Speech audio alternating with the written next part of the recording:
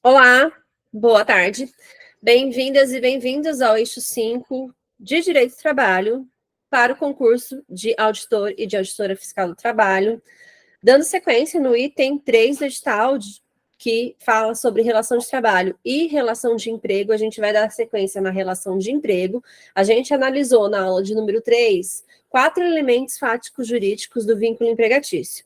E ficou para a gente ter a aula de número 4 só sobre o último elemento, que é o principal elemento, que é a subordinação, para a gente fechar, então, a relação empregatícia, para depois, na nossa próxima aula, a gente finalizar esse item do edital, que é um item um pouquinho mais longo, falando sobre as relações de trabalho lato sensu.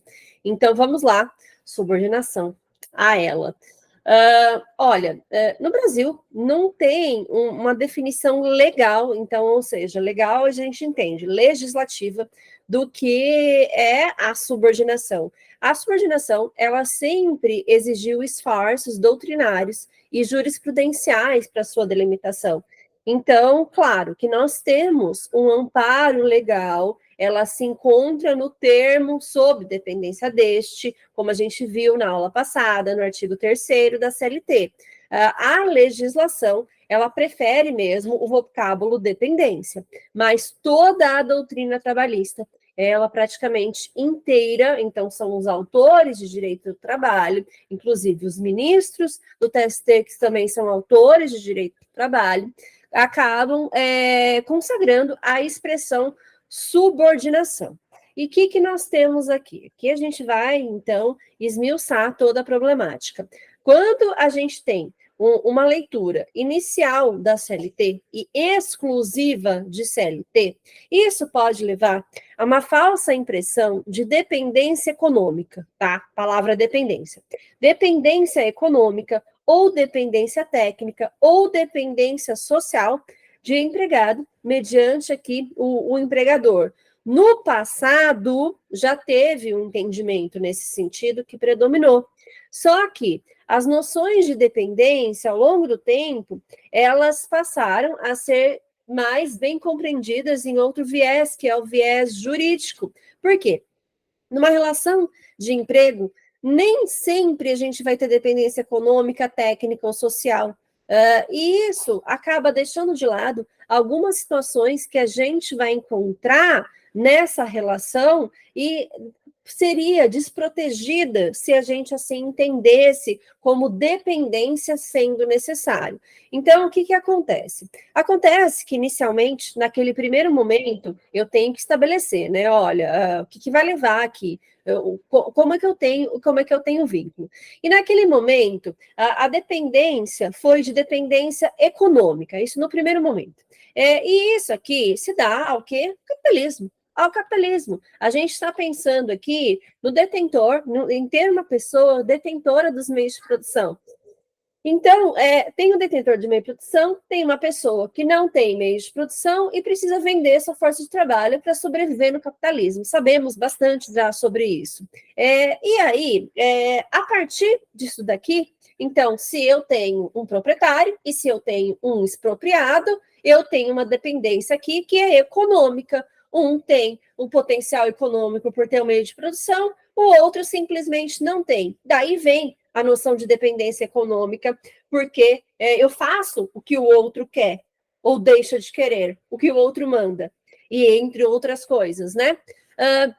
Esse critério de dependência econômica, ele veio da doutrina alemã, e justamente se encontra aqui a justificativa no trabalhador e na trabalhadora, tendo essa necessidade do trabalho para garantir a sua subsistência. Só que este critério acabou recebendo muitas críticas e ele foi rejeitado porque ele não abarcava algumas outras situações dentro do trabalho. Sim, muita gente necessita do trabalho para sobrevivência, para subsistência, a maioria, se a gente for pensar.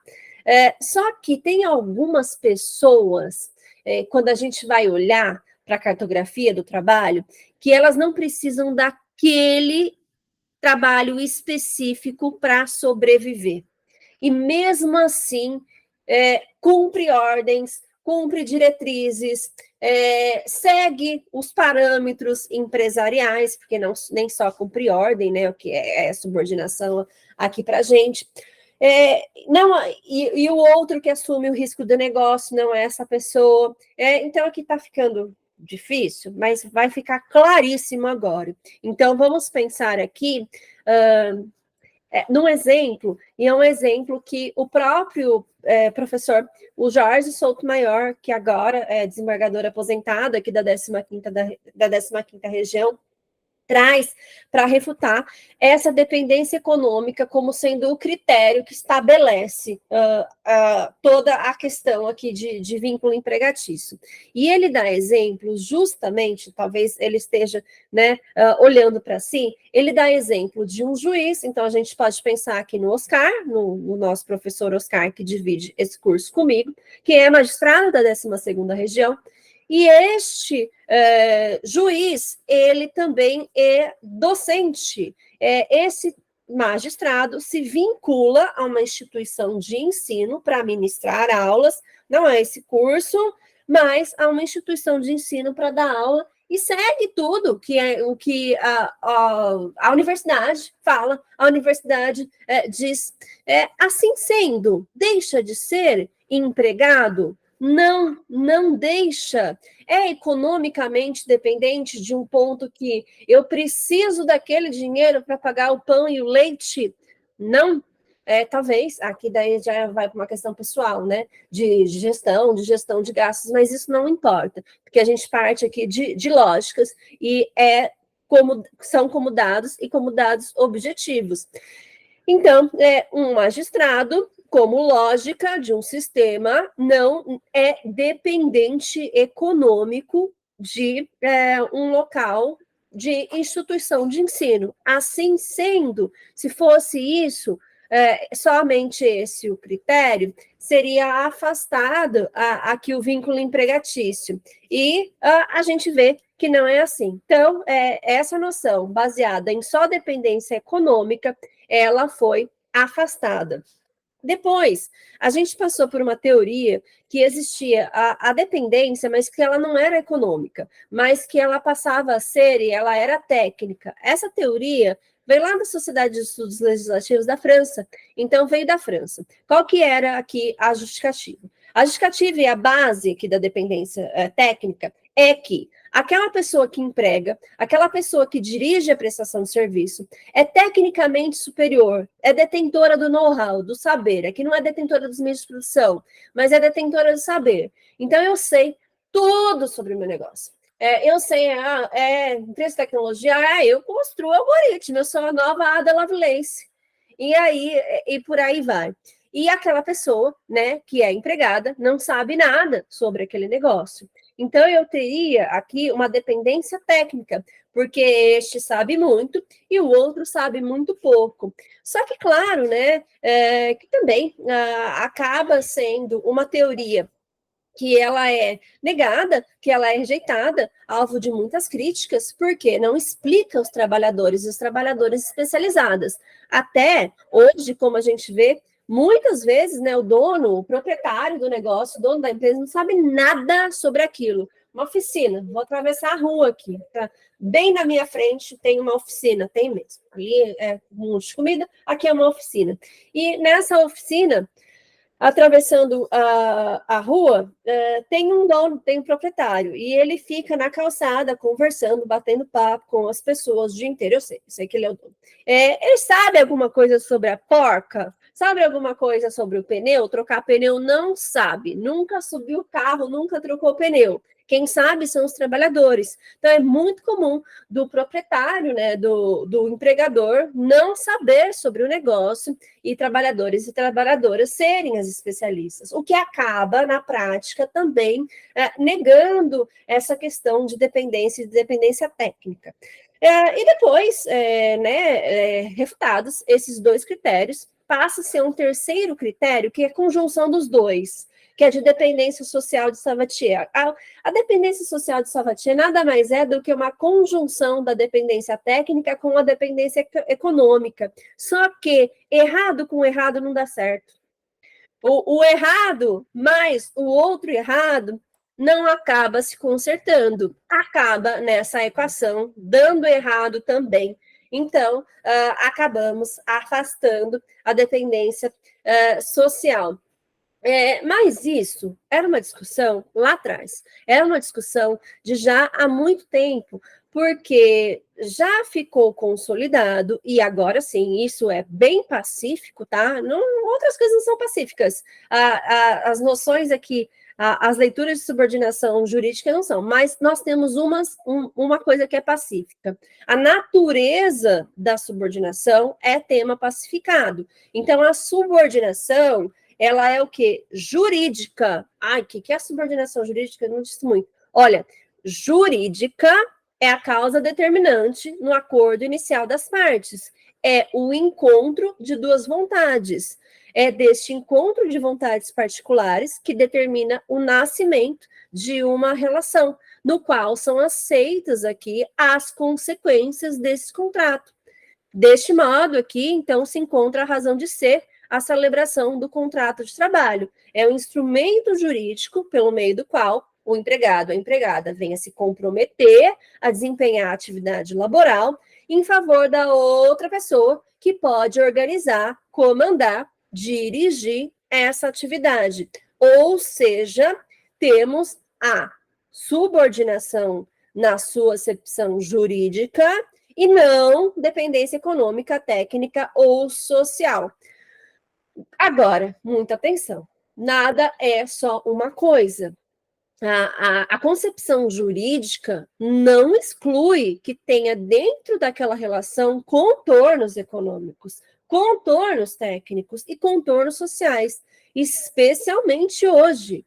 Especialmente hoje, quando a gente olha para a cartografia do trabalho brasileiro, que a gente vê milhões, milhares, né, de trabalhadores e trabalhadoras lutando mesmo para sobreviver. Há uma forte, robusta dependência econômica. Tenho subordinação jurídica e enxergo dependência econômica desses trabalhadores. O que não dá para dizer é que a dependência econômica é critério para toda e qualquer relação ser de emprego. A subordinação jurídica é. Mas aí vem a problemática. Se a gente já definiu que temos aqui a subordinação e a subordinação ela é jurídica, aí a gente precisa analisar o que significa ser subordinação jurídica. E subordinação jurídica, análise etimológica. Análise etimológica, vocábulo latino composto de justaposição. Então, prefixo sub, que é baixo, verbete ordinari, que é ordenar. O conceito de subordinação para a relação de emprego pode até divergir quando a gente pensa em literalidade da palavra. E aqui que vem a problemática. Alguns falam assim, olha, carrega a ideia de submetimento. Outros falam, é ordem de terceiro. E aí a gente vai continuar, e o nosso debate é justamente esse, entender do que se constitui aqui a subordinação jurídica. O Orlando Gomes, ele até citando um jurista alemão, o Sissenheimer, busca até justificar a subordinação jurídica a partir da sociologia. Ele vai para a visão sociológica, ele explica que um precisa vender a força de trabalho, e nessa necessidade de vender a força de trabalho no capitalismo, é que surge essa relação de subordinação, porque é uma relação jurídica de poder, como lá trazia Marx. Inclusive, Marx, ele não fala sobre subordinação. Marx, ele fala sobre subsunção. Então, subsunção foram consideradas por Marx uma dependência estrutural até em razão do salário, então trabalho assalariado em relação aqui quando a gente tem um proprietário e um expropriado, isso é trazido lá no Davidoff também.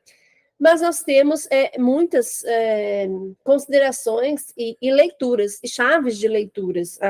Afonso Soler, que é um doutrinador espanhol, ele já fala sobre alienidade e acaba sendo algo que o trabalhar e trabalhar por conta alheia. Então, a característica aqui da subordinação seria mais do que isso, seria justamente a linearidade seria trabalhar pela conta e pela conta de outro. Então, acabam sendo outras chaves e outras chaves de leitura.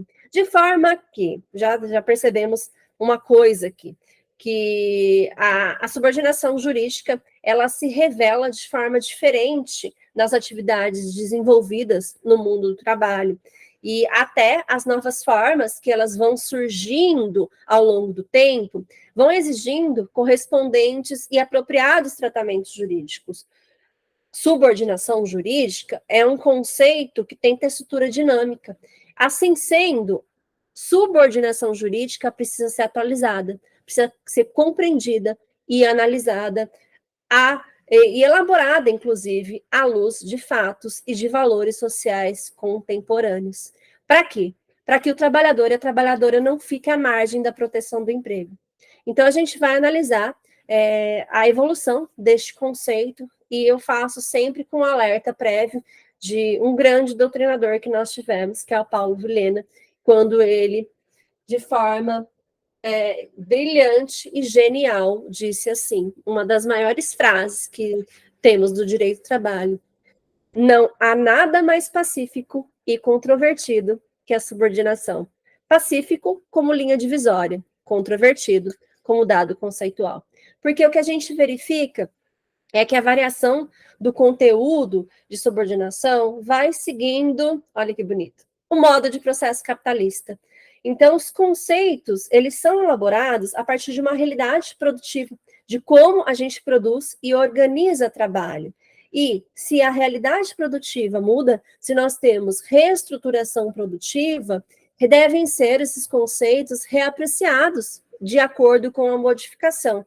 Então, nós temos um conceito de subordinação jurídica que nós conhecemos como sendo conceito clássico de relação de subordinação jurídica. Este conceito clássico nasceu com o próprio direito do trabalho. Então, a gente vai voltar lá com o surgimento aqui no Brasil do direito do trabalho, vem o primeiro conceito aqui de subordinação jurídica e é clássico. É clássico porque é uma situação em que o empregado se submete, e a empregada se submete ao poder de direção e é caracterizada aqui pelas ordens emanadas pelo empregador ou empregadora.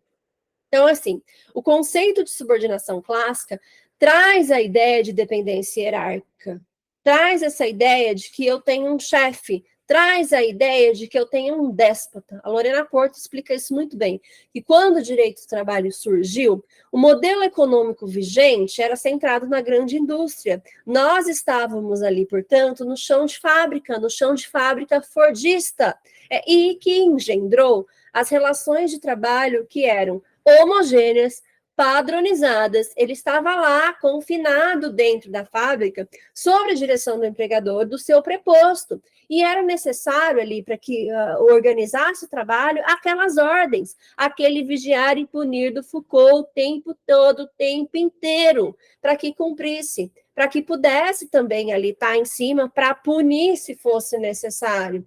E isso era hegemônico na época. E assim, quando o direito do trabalho olha para essa situação, precisa proteger, então precisa proteger e faz essa leitura aqui, portanto, dessa disciplina, dessa organização hierárquica que tem ordens rígidas, tem um espaço mínimo para discricionariedade.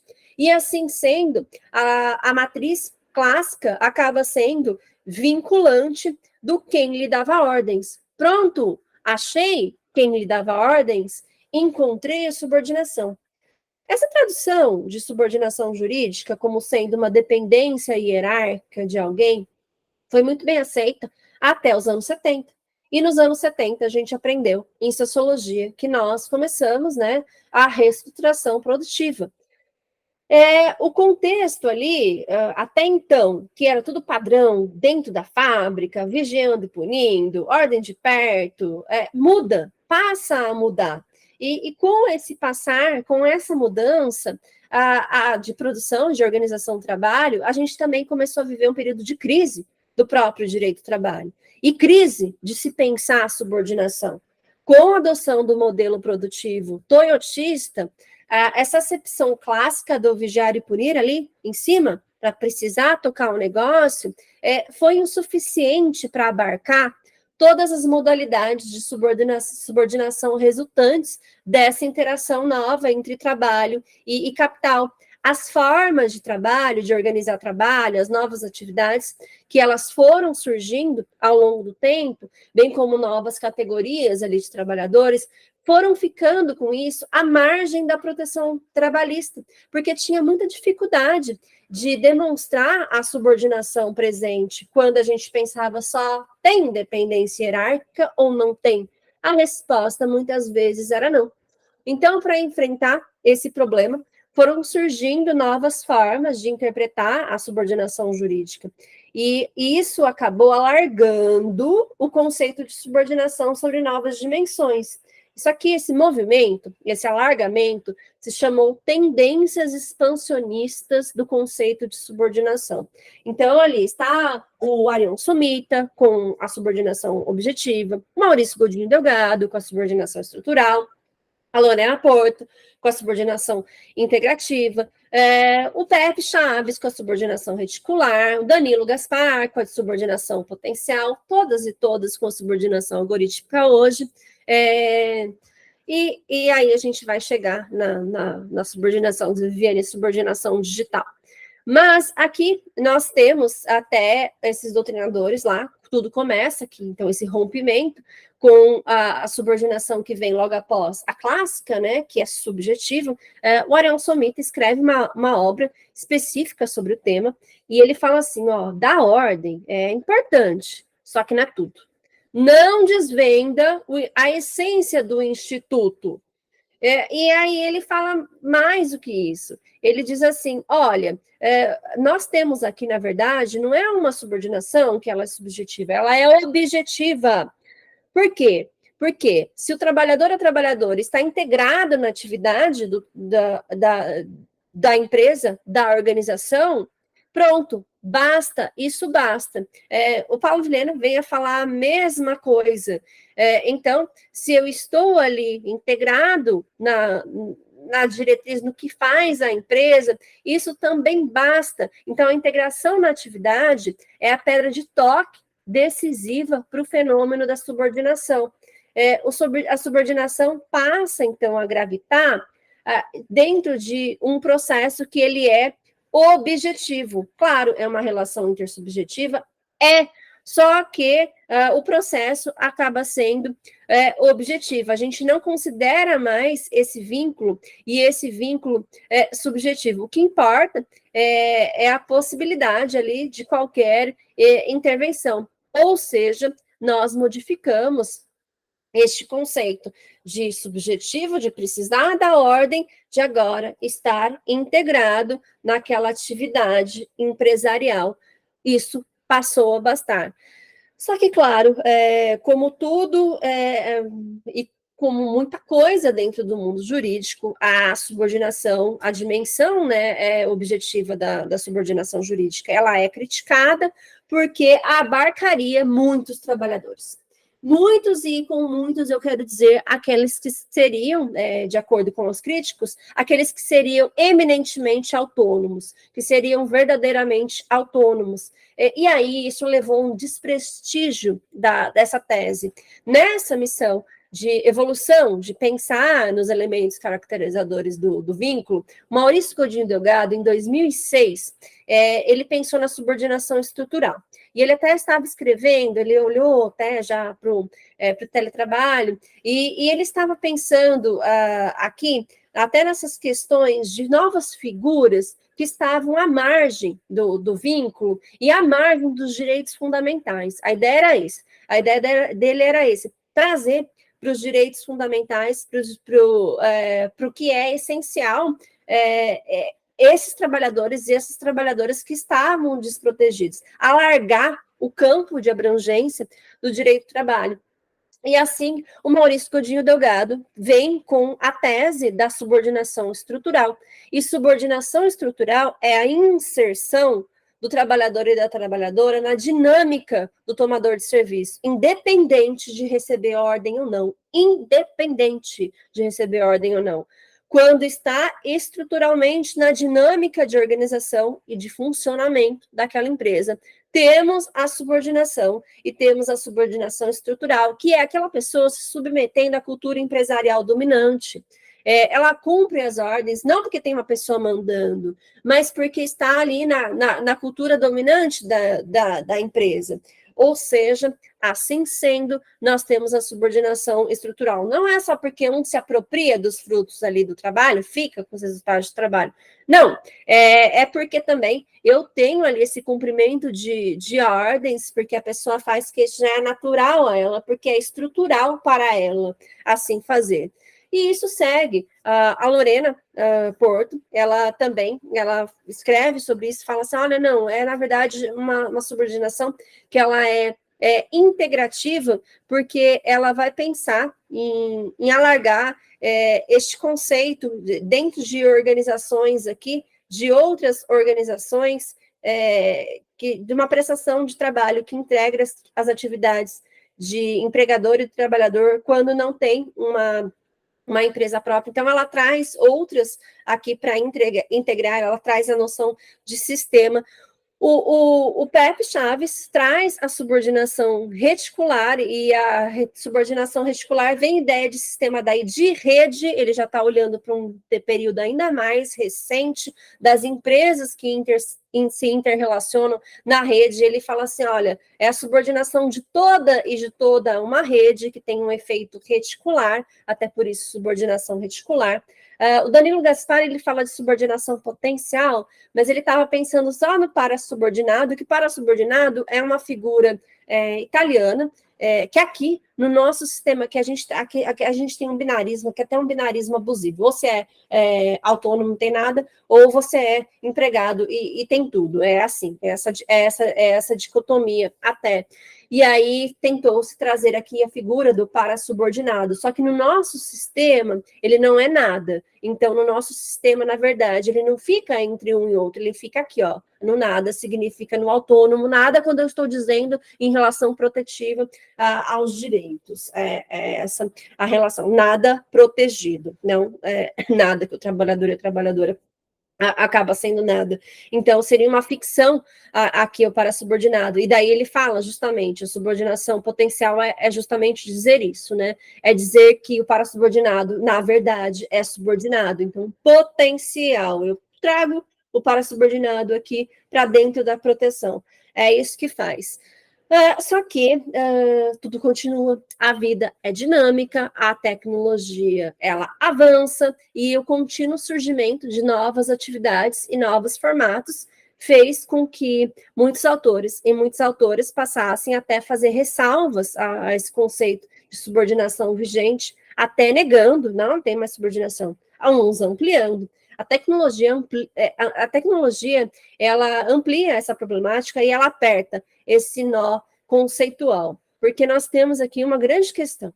As relações de trabalho, quando elas são caracterizadas pela virtualidade, quando elas são atravessadas pela tecnologia, quando elas são analisadas a partir de um conceito de subordinação clássica, elas são enquadradas como autônomos. Se eu uso esse conceito, sim, porque quem interpreta o direito, vamos lá, o magistrado e a magistrada, pega ali um processo de vínculo empregatício. Vou decidir se é vínculo de emprego ou se não é vínculo de emprego. Eu tenho um conceito, o que é? Falei aqui, dei vários conceitos de subordinação jurídica. Qual você adota? Você entende que subordinação jurídica precisa ter a ordem de uma pessoa física? Se você entende isso, você faz a pergunta, quem lhe dava ordens? Se tem alguém, subordinado é. Se não tem ninguém, não é subordinado. Então, hoje, com as ordens pelo algoritmo, eu não vejo uma pessoa. Assim sendo, se eu tenho um conceito de subordinação clássica, se eu adoto ele, eu enquadro quase todo mundo como trabalhador autônomo e não como subordinado. Então, esse entendimento até pensando por parte, assim, pelo viés protetivo, é um convite à fraude, é muito atrativo para as empresas. satisfaz a necessidade de reorganização produtiva, então é mais vantajoso para elidir a aplicação de normas trabalhistas protetivas. Só que, né, a despeito dessa crítica, é prevalente ainda hoje no judiciário e no judiciário trabalhista. Eu acredito que aqui todo mundo saiba, faça pesquisa com o trabalho plataformizado e eu li umas, não sei, na época eu fiz análise discursiva de 200 sentenças, para entender quem dava o vínculo, por quê, quem não dava, por quê. Mais do que, então, o resultado, o número ali, o porquê isso acontecia, qual era o processo. E quando vai para a audiência, a pergunta que mais era feita é quem me dava ordem. Quem me dava ordem, a pessoa física não existe. A partir desse momento, o processo acaba aí. Então, já sabemos o resultado, porque eu tenho um conceito, e um conceito clássico de subordinação e subordinação jurídica. Só que até isso acaba sendo ultrapassado, a tecnologia ela permite, né, uma organização, uma fiscalização do trabalho, sem necessidade dessa pessoa física, e a gente precisa lembrar que a CLT ela veio de encontro a essa realidade social desde 2011. Então, a CLT equipara os efeitos jurídicos da subordinação exercida pelos meios telemáticos e informatizados com os meios diretos e pessoais. Isso é muito importante para a prova.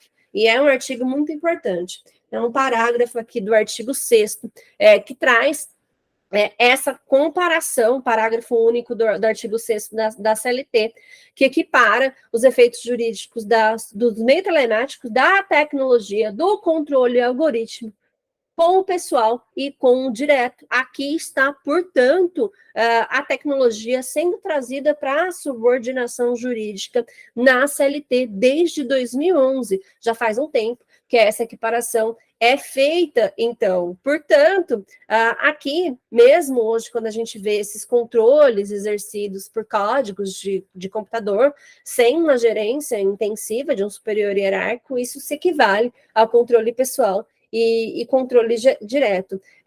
O que a gente acabou verificando é que, como esse controle, é o controle digital que a gente tem hoje, se dá na contemporaneidade no mundo do trabalho informacional digital, isso acaba pedindo essa ressignificação do conceito de subordinação jurídica.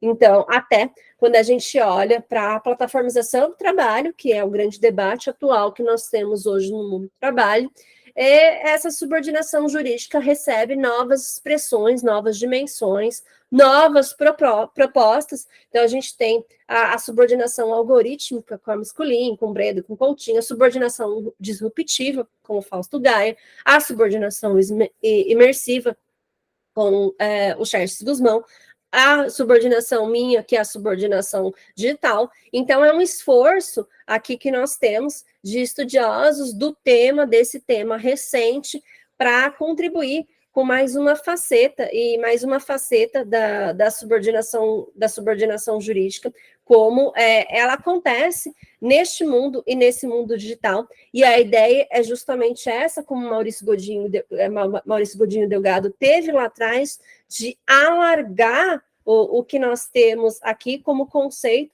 de subordinação jurídica, para que esses trabalhadores e essas trabalhadoras possam ser protegidos. Então, não são conceitos esses novos excludentes ou substitutivos, são inclusivos e adicionais.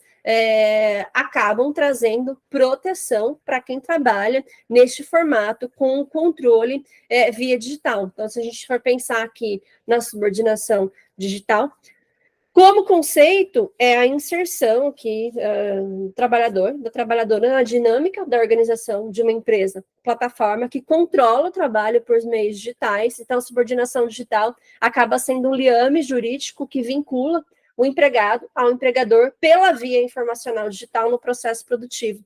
E essa tecnologia, ela permite um controle mais acentuado dos ritmos e dos tempos, só que ela tem a aparência mais fluida e frouxa para quem se controla. Essa seria a subordinação digital, acabou sendo cunhada por mim, estabeleci esse conceito, mas o que mais falamos hoje é o nome de subordinação algorítmica, até pela tônica que dá o algoritmo hoje no mundo do trabalho. Então, muito se fala sobre a subordinação algorítmica, justamente também a presença desse algoritmo, são as ordens, as diretrizes, as métricas embutidas nesse algoritmo, controlando o trabalho.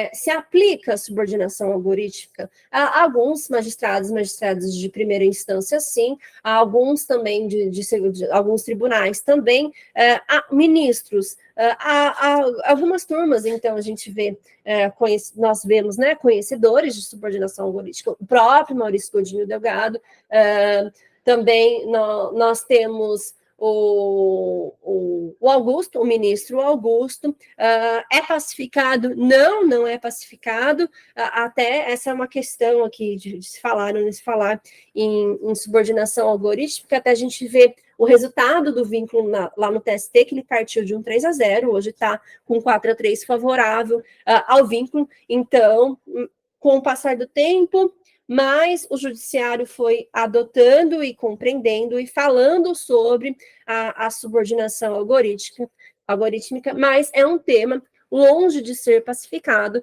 Nós trazemos aqui a existência dele, a gente precisa saber o que é a subordinação algorítmica no mundo de hoje, no contexto atual do mundo do trabalho, mas não é dado pacífico, não é unânime, portanto, precisamos saber um eventual conceito para uma prova objetiva, mas não dá para trazer como adoção, como pacificado. Então, fica o alerta aqui para vocês, para os estudos de vocês. Com isso, a gente finaliza a nossa passagem breve pela subordinação algorítmica, que foi a mais recente, a atual, subordinação digital. Voltamos lá para trás com a subordinação clássica e antes de ser subordinação, quando ainda era dependência, para a gente fechar aqui o quinto e último elemento do vínculo empregatício. Com isso, nós finalizamos a aula de número 4 e na próxima aula a gente vai falar sobre as relações de trabalho lato sensu, para finalizar esse item vegetal. Desejo a todas e todos bons estudos.